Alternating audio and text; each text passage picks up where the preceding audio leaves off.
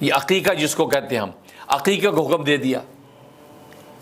اور علماء نے لکھا ہے کہ اس لفظ کے بجائے نسیکہ کا لفظ کہنا چاہیے. نسیکہ، نون سین کاف یا نون ہا، نسیکہ. کیونکہ نبی کریم صلی اللہ علیہ وسلم نے اس لفظ کو پسند نہیں فرمایا. فرمایا ایک موقع پہ آپ نے فرمایا لا احب العقوق، مجھے یہ عقوق یعنی عقیقہ کا لفظ پسند نہیں ہے. کیونکہ عقا یہ حکم ہے نا کاٹنا، تو عقیقے کو عقیقے اس لیے کہتے ہیں کہ چونکہ اس دن بال کاٹے جاتے ہیں بچے کے سر سے. لیکن یہی لفظ عقوق الوالدین میں یوز ہوتا ہے. ماں باپ کے نافرمان کو بھی عقوق الوالدین کہتے ہیں، ماں باپ کی نافرمانی. تو وہ چونکہ وہاں ماں باپ کی نافرمانی کے معنی یعنی ماں باپ سے منقطع ہو گیا، کاٹ دیا رشتہ اس نے فرما برداری کا. تو نبی فرماتے ہیں مجھے لفظ نام پسند نہیں ہے، اس لیے علماء نے کہا کہ اس کی جگہ اس کو لفظ کو نسیکہ بولنا چاہیے.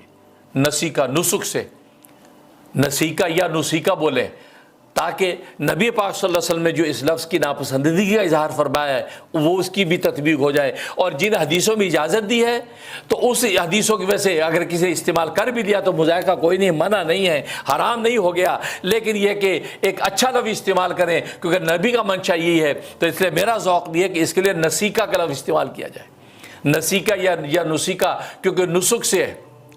تو لہٰذا اس کو استعمال کرنا یہ زیادہ جو ہے پر لطف ہے، کیونکہ اس میں ساری احادیث کی تطبیق ہو جاتی ہے.